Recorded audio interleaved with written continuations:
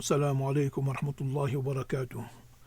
إن الحمد لله نحمده ونستعينه ونستغفره ونعوذ بالله من شرور أنفسنا ومن سيئات أعمالنا من يهده الله فلا مضل له ومن يضلل فلا هادي له وأشهد أن لا إله إلا الله وحده لا شريك له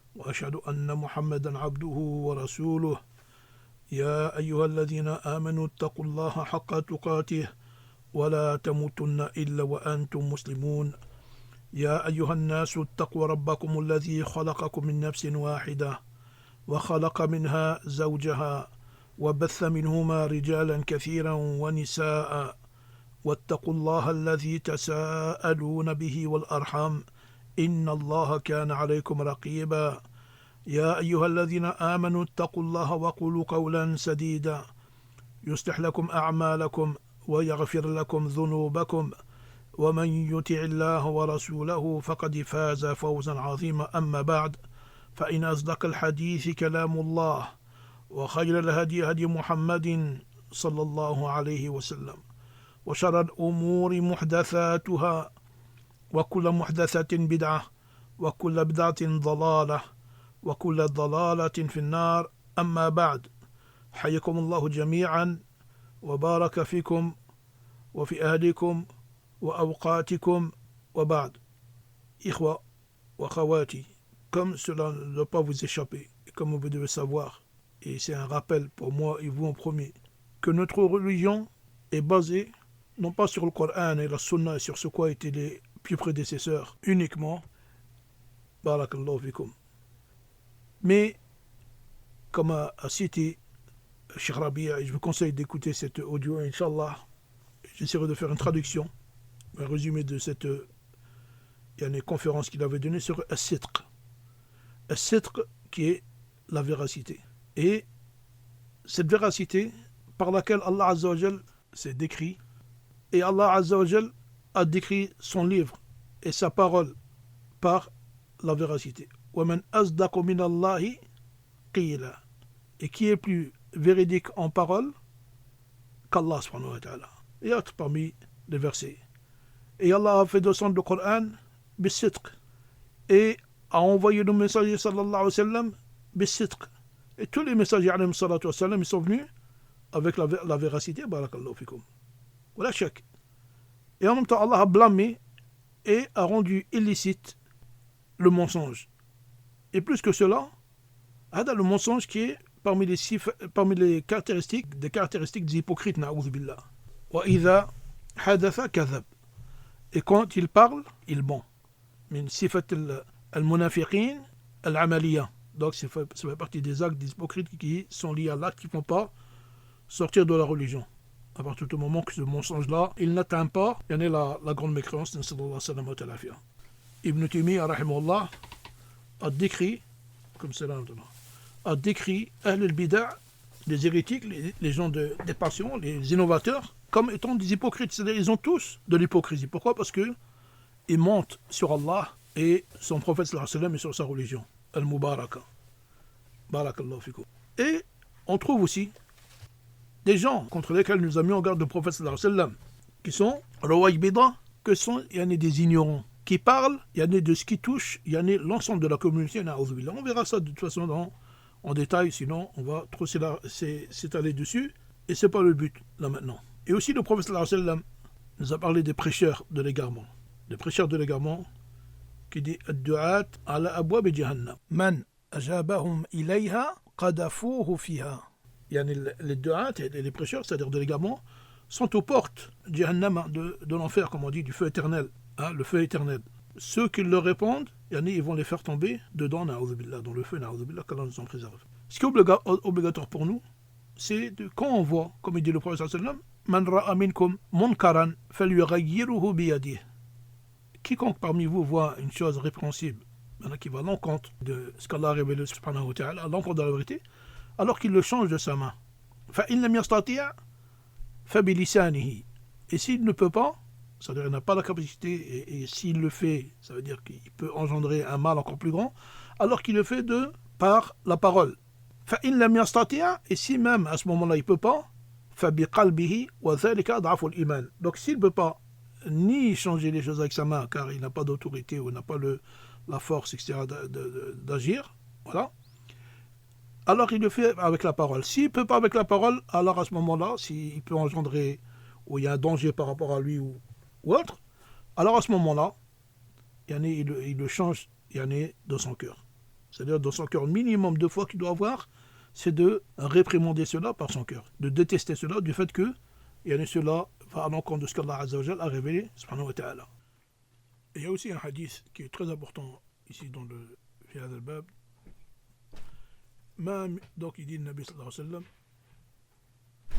donc d'après Abdullah ibn Mas'ud, le hadith est rapporté par Muslim, où il dit, le prophète sallallahu alayhi wa sallam, il dit ما من نبي بعثه الله في أمة قبلي إلا كان له من أمته حواريون وأصحاب يأخذون بسنته ويقتدون بأمره. Donc il dit, il n'y a pas un prophète que Allah a envoyé avant moi sans qu'il n'ait dans sa communauté حواريون وأصحاب, des apôtres et des compagnons, يأخذون بسنته, qui prennent de sa sunna, ويقتدون بأمره, et qui suivent son commandement, sa sharia. ثم إنها تخلف من بعدهم خلوف, puis il va arriver des gens après eux qui vont les succéder, يقولون ما لا يفعلون, donc ils vont dire ce qu'ils ne font pas, ويفعلون ما لا يؤمرون, et ils font ce qui ne leur a pas été ordonné. فمن جاهدهم بيده فهو مؤمن, donc quiconque s'oppose à eux, les combats avec ses mains, donc c'est un croyant. ومن جاهدهم بلسانه فهو مؤمن, et quiconque s'oppose à eux, les combats avec la parole, c'est un croyant. ومن جاهدهم بقلبه فهو مؤمن, et quiconque s'oppose à eux avec son cœur, alors il est croyant. وليس وراء ذلك من الإيمان حبة خردل, et il n'y a pas après cela, dans le cœur de la personne, ne serait-ce le poids d'un atome de foi qui équivaut à un grain de moutarde. Et ce qui concerne ici هذا ces deux ayats, ومن جاهدهم بلسانه فهو مؤمن, donc quiconque s'oppose à eux avec la parole, فهو مؤمن. Barakallahu fikum. Demande à Allah Azza wa Jal qu'on soit de ces gens-là qui s'opposent à ces imposteurs, à ces égarés, à ces trompeurs qui viennent duper les gens et user et profiter de la naïveté des gens. Et ces gens-là qui leur font confiance. C'est des gens qui leur font confiance. Donc, ils viennent au début avec des belles paroles, etc. Et en même temps, ils viennent tout doucement, comme des scorpions. Ils s'enterrent dans le sable et après ils sortent la queue. Et dès qu'ils voient que c'est maintenant leurs suiveurs, etc., les auditeurs, ils lui font confiance, hop, ils frappent avec sa queue. Là, à ce moment-là, ils leur injectent son poison, qu'Allah nous préserve de l'égarement et de l'hypocrisie et de double visage. Donc il convient à chaque personne qui a du ilm, chaque personne qui a une science, barakallahu fikum, c'est pas qui prétend, c'est pas un muta'alim, et ça ne veut pas dire non plus, un muta'alim, ça veut dire un pseudo-savant, quelqu'un qui pense qu'il y a du ilm, il n'y a pas, ou quelqu'un qui se prend pour autre que ce qu'il n'est, etc. Barakallahu fikum. Donc à ce moment-là, il peut réfuter. Il peut réfuter s'il y a du ilm suffisant et du ilm sahih, il faut que sa réfutation elle est correcte, barakallahu fikum, et il peut l'exposer à des étudiants, ses frères, afin de voir s'il se peut qu'il fait une erreur ou quoi que ce soit. Voilà. C'est en général déjà toujours ce que je fais, barakallahu fikum, qu'Allah Azza wa Jalla nous accorde le succès dans nos actes et nos paroles. Amin. Parmi ces gens-là qui utilisent le mensonge et qui se sont auto-proclamés dans la da'wa, que personne ne connaissait à la kulihal, ils se sont auto-proclamés pour prêcher, pour enseigner aux gens, et que eux-mêmes, que lui-même, cet individu, lui-même c'est un ignorant, que ce soit, comme un dit Cheikh Al-Albani, en parlant de Sayyid Qutb qui est le mujaddid du takfir, qu'Allah préserve la communauté de ses égarements et ses paroles dévastatrices. Cheikh Al-Albani, qu'est-ce qu'il a dit de lui? C'est un ignorant. هو جاهل بأصول الدين وفروعه. Ces personnes qui sont ignorantes des fondements de la religion comme des branches de la religion, tout ce qui est fiqh, etc., les masaïl comme ça. Et pire dans la aqidah et dans le takfir, qui rend mécréant la communauté de façon générale, en masse. Nasallallahu sallam wa al-afia. Al-Muhim, il avait dit même une parole qui dit il n'y a pas de communauté musulmane sur la surface de la terre, na'oudhu billah. Il dit de la religion qu'elle c'est un mélange de communisme, de christianisme, etc., etc., na'oudhu billah. Ces gens-là qui les suivent, comme vous savez, on les appelle les tekfiriens. De les tekfiri. Pourquoi les tekfiri? On dit tekfiri parce que c'est des gens qui exagèrent dans le tekfir, dans le fait de rendre mécréant un tel et un tel, de leur propre chef. Donc ils exagèrent. Et la religion, elle est loin de cela. Allah il dit Ya ahl al-kitab, la taghlu fi dinikum. Ô vous les gens du livre, n'exagérez pas dans votre religion, dans vos pratiques et dans vos paroles, au niveau de la religion, de vos adorations, etc. Comme le font Al-Khawarij, comme le sont le Khawarij, les Tekfiriyin, etc. Qui sont la cause de tout le mal pratiquement dans tous les pays. Hein, et tout ce qui est attentats, soulèvements, etc. dans les pays, etc. Qu'ils ont versé le sang, etc. Qu'Allah nous en préserve. Alhamdulillah, et le ulama, le sunnah de l'ulama salafi, ce sont eux-mêmes qui ont mis en garde contre ces gens-là, qui sont opposés à eux. Alhamdulillah, Rabbil Alamin. Cheikh Ibn Baz, Cheikh Al-Uthaymin, Cheikh Al-Najmi, Cheikh Zayd Al-Matrali, Cheikh Rabi' Al-Matrali, qui a réfuté parmi le plus grand, qui a réfuté les égarements de Sayyid Qutb, et des paroles même de Kufr, de Sayyid Qutb, lisez surat An-Nur dans ce qu'il s'appelle un tafsir, où il dit que le professeur sallam doutait de la chasteté de Aïcha radiallahu anha, la mère des croyants. Et que ces gens-là, ils ont rendu comme si c'était un mujaddid, comme Ahmed ibn Hanbal, ou l'imam Malik, ou l'imam Shafi'i, etc., etc., etc., na'udhu billah. Ou Ibn Hajar al-Asqalani, ou Cheikh Mohammed ibn Abdul Wahhab, et parmi les grands savants, Cheikh Ibn Baz, Cheikh Al-Uthaymin, Cheikh Abdul Mohsen al-Abbad, et parmi les ulama, la liste, elle est longue comme, vous le savez, alhamdulillah, rabbil alamin. Donc, pour revenir à cet individu, qui s'appelle Sami Philippe Chaouch, qui sévit dans les réseaux sociaux, vous avez des vidéos dans YouTube, etc. Cet individu qui parle en matière de religion. Vous savez, ces vidéos, c'est la religion.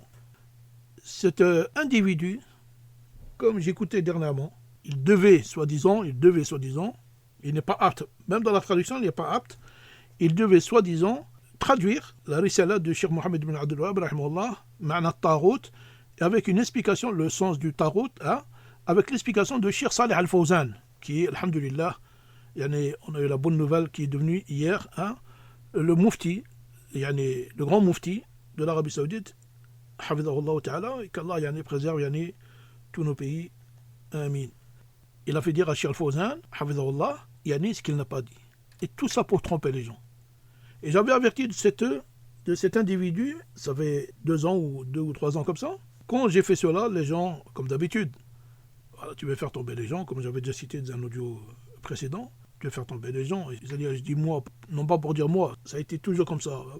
Que ce soit le ulama, toute personne qui va mettre en garde contre ces égarés qui font partie des sectes ou des gens qui se disent salafis, etc., quand on met en garde contre ces individus, ils vont dire quoi? Ils vont dire vous cherchez à les faire tomber, vous voulez que vous montrez, vous êtes des ennemis de la salafia, etc., etc. Tous c'est des paroles qui n'ont aucun fondement. Et parmi eux, certains du'at, certains qui se disent du'at, on va dire plutôt certains traducteurs, et en l'occurrence, concernant Sami Chaouch, ils l'ont défendu corps et âme. Ils l'ont défendu corps et âme en inventant, ça a montré leurs mauvaises intentions, leurs mauvaises volonté, na'oudhu billah. Je ne citerai pas des noms pour l'instant, mais il se peut que je les cite bientôt, Inch'Allah. Des gens qui se mettent aussi à l'avant, des gens qu'on ne connaissait pas, qui se mettent à l'avant, et il y en a qui viennent mentir. Tu veux faire da'wah, fais da'wah. Il y a une personne qui veut faire da'wah, alhamdulillah, rabbil alamin, elle est compétente, alhamdulillah, on est avec elle. On la recommande, et on la motive en plus.